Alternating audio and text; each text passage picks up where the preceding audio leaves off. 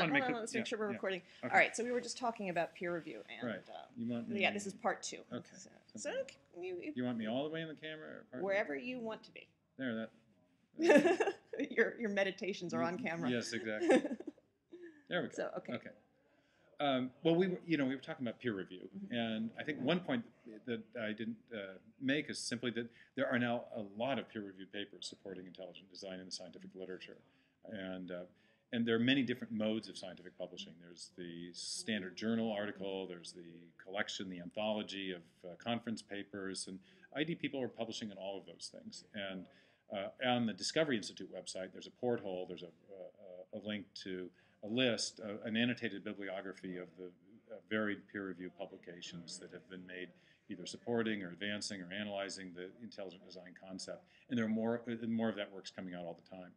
Yeah. And the other thing that keeps coming up is stealth criticism in peer-reviewed journals. People who are publishing things that clearly do not support the orthodoxy, yes. the random selection. Well, people are smart. I mean, they know where the water's edge lies. And so many scientists have made just the prudential or strategic decision to publish criticisms of various aspects of the Darwinian mechanism or of chemical evolutionary theory, but have stopped from disclosing the full perspective that they hold because they know that it would disqualify the paper from consideration. Or refrain from drawing the obvious conclusions. Right. But exactly. So some people will provide modest critiques when they have much more to offer, or they'll provide a full critique but stop short of then making the case for the alternative point of view, even though they think there's a case there to be made.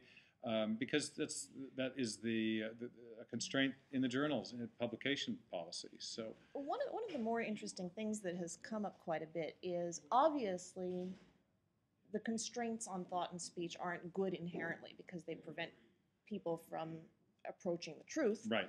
That's inherently bad.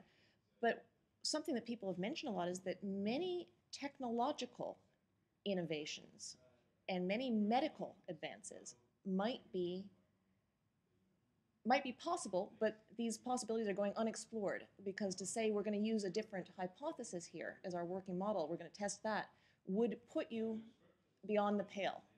And maybe you could speak about some of the things that people were talking about today as yeah, absolutely. Make a few examples research, of what's called in science the heuristic value of a theory, and we think that the theory of intelligent design has heuristic value. It's a guide to further discovery.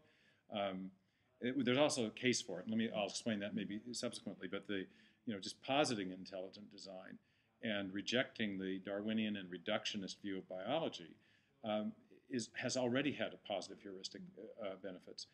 In the early 90s, there were a number of people who were at the forefront of the intelligent design movement who were saying, hey, I don't think all this talk about junk DNA could possibly be right. If our understanding of the origin of information is correct, and this was the product of a mind, and there was intentionality, and there was rationality in this design, we wouldn't expect that 98% or 90-some% of the genome would be junk. But yet, from the early 80s, up until recently, it was the received orthodoxy that only about 2 or 3% of the genome coded for proteins, and the rest of it was just the remnant of all those failed trials of the Darwinian trial and error mechanism of mutation and selection. Dembski, Forrest Mims, a number of ID proponents said, if our model is true, we would predict that those non-coding regions would be found to be functional. Now, not only has that prediction been confirmed, but we're finding that the functions that are being discovered are just they're amazing.